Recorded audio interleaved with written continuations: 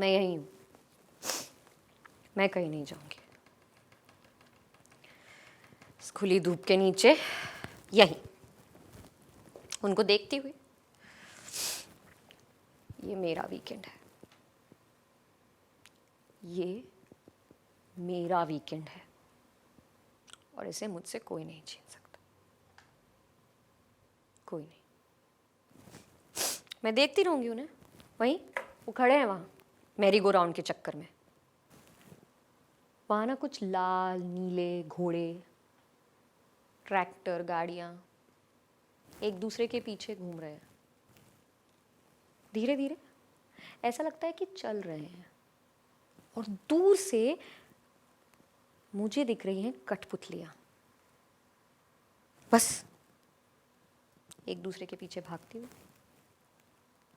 यहाँ आवाज़ कुछ नहीं है, बिल्कुल सन्नाटा है, बस कुछ पत्तों की सरसराहट और चीखें। उसने बच्ची को अपने परे धक्का दिया, लेकिन इतना परे भी नहीं जहाँ सुरक्षा ना हो।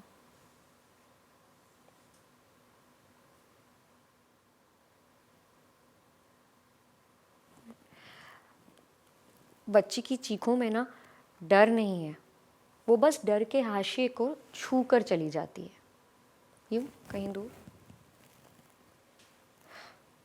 वो चीखें ना हवा में फैल रही हैं, धूप के साथ चमक रही हैं। डर नहीं है, लेकिन डर का बहाना ज़रूर है। मुझे पहली बार एक ईर्ष्या हुई, एक सूखी सी जलन, जिसे शायद मुझे लगा था कि मैं पीछे छोड़ आई हूँ।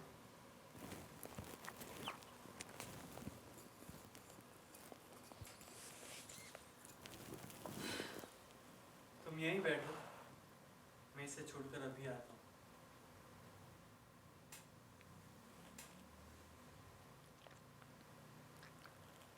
वो बच्ची अपने बाप के पीछे सिमटी हुई थी। उसके हाथ में ना एक डब्बा था, लाल फीते से बंधा, जिसमें केक, फल, बिस्किट हम ही लाए थे कल, पूरे 1 हफ्ते का सामान।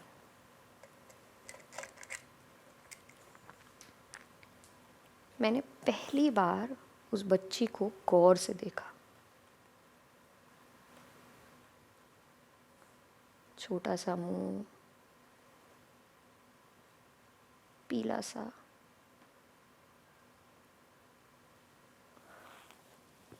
होठ जैसे अधखुली डिबिया से, लेकिन आंखें बड़ी बड़ी, काली। कोने से देखो तो एकदम अपने बाप जैसी, बिल्कुल बीहड़।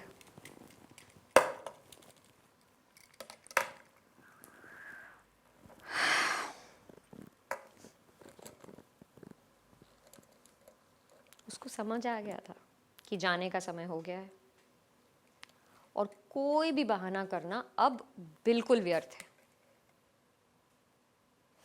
बच्चे ना अपनी नियति सूंघ लेते हैं, जैसे कुत्ते अपने आने वाली मौत को।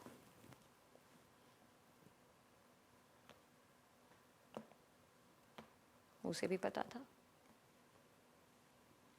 कि अब कोई भी बहाना व्यर्थ होगा।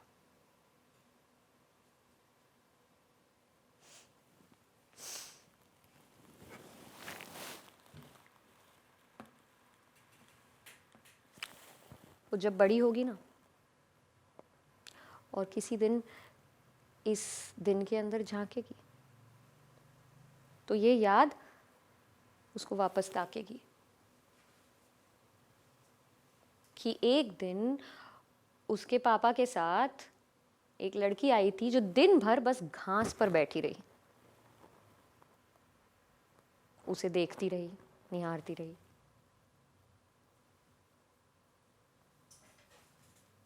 अजनबी सी लड़की थी और उस लड़की को उसने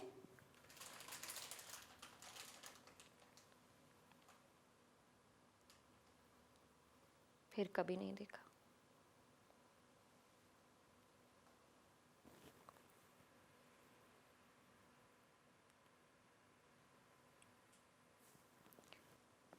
लेकिन जब हम बड़े हो जाते हैं ना, तो हमें बचपन की बस छोटी छोटी बातें याद रहती हैं। उसे याद रहेगा कि उसने इस लड़की के साथ आइसक्रीम खाई थी।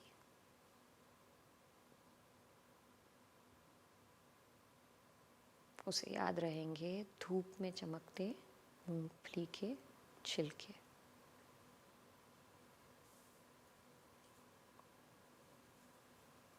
उसे याद रहेगा आइसक्रीम का एक कोन।